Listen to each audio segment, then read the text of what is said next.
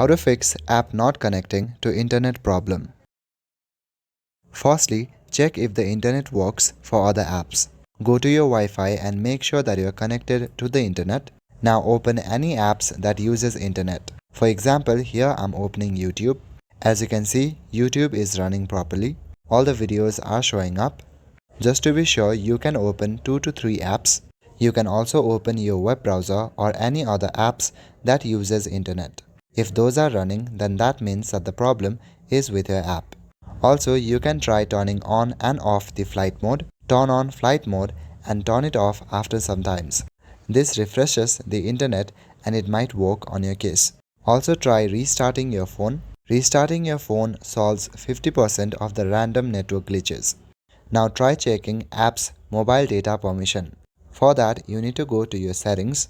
Inside settings, scroll down and look for the option apps. Click on the option app.